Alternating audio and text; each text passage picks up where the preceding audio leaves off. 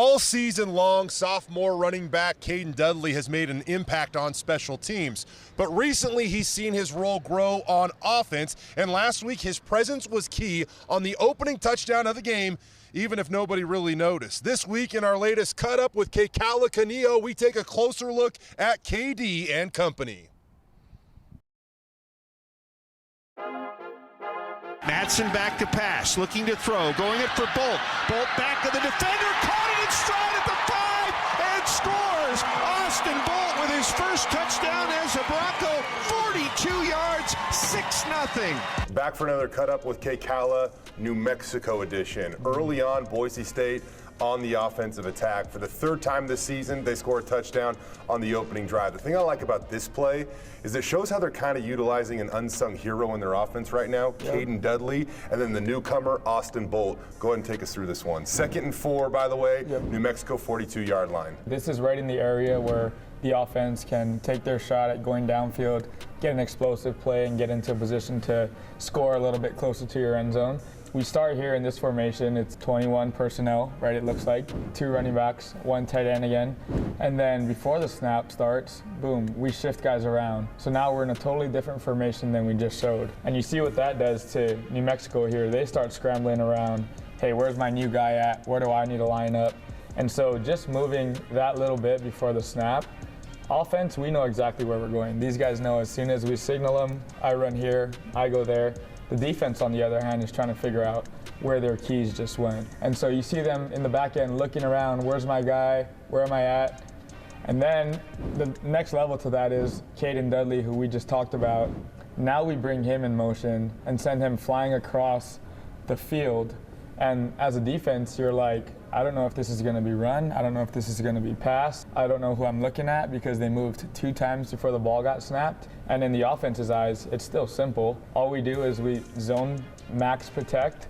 And so everybody fans out on the offensive line.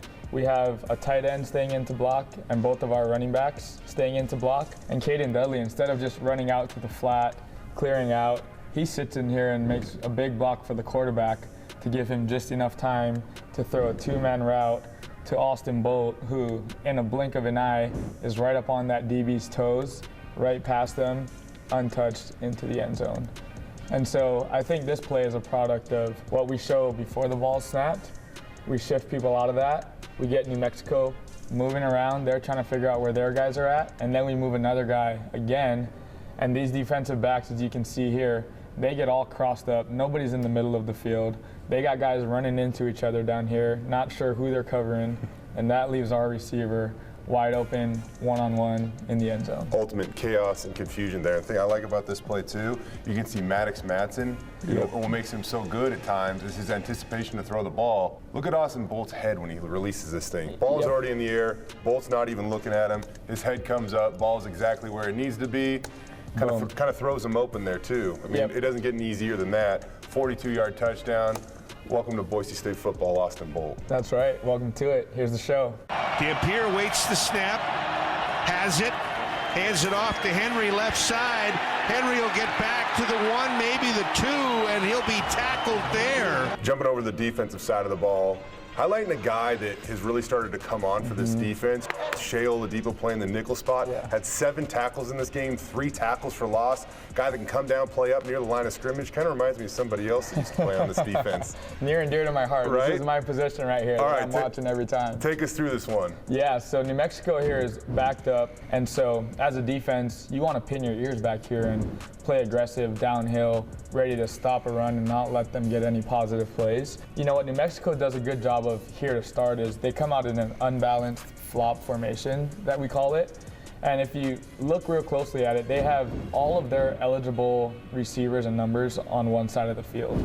So to the top, there's no receivers, running backs, or anybody that can get the ball up there. And they move their tight end over to this, field side of the play. And so what that does is it changes a little bit of what your run fits become as a defense. And you got to account for new numbers and where guys are at. As a defense, you got to understand that because with this guy on the ball on the line of scrimmage and that tight end on the ball in line of scrimmage, that means that this guy, he's not eligible to go and catch a pass down the field because he's covered by this guy here.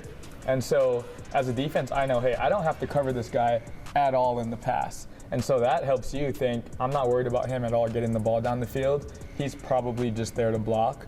And so that tells me before the snap, hey, this is probably a run play of some sorts because they canceled out a guy as a threat to go down the field and catch the ball. And so in these flop formations, it's imperative as a defense that you set really good edges. And so what Shea does a great job of here is he'll come down, they just run a zone play to the field with their other running back or fullback, inserting to try to find the gap. All the offense is trying to do here is get some breathing room, get some positive yards. But what Shea does a great job of is, boom, you set the edge. Look at how much of this field got cut off.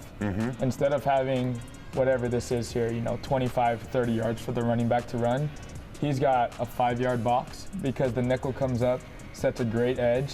But he also keeps that tight end off of him in the sense of he doesn't let him grab a hold of him, doesn't let him really get his block on there. So he's able to bounce off of that, come free essentially, and hit this running back on the 1-yard line. And all day as a defense, if you're playing in between the two hash marks, that's a win for you all day. You only got to cover 15 yards in between those hashes. You don't got to worry about running all the way to the sideline. You let your defensive linemen swarm to the ball, you let your linebackers swarm to the ball, and that's a win all day for Boise State's defense. 2nd and 14, winds up 3rd and 19. Yeah, you got Bronco Nation bringing it from the south end zone. Back this up once more because I also want to ask you about another player on this play. Boise State lines up a true freshman at the defensive end spot, Max Steege, number 95, right in front of Shea Oladipo. Yep. This is a kid that has not been playing football very long at all. Comes over to the States. What do you think of his impact on this play? Look at how he makes this ball bounce back because of his penetration in that gap there. He gets straight up field, makes the running back shuffle his feet around, which makes the play for Shea because now he has time to hit this running back on the 1-yard line and look who's falling into him to bring him down. Second half shutout for the Broncos. Plays like this, big reason why. That's right.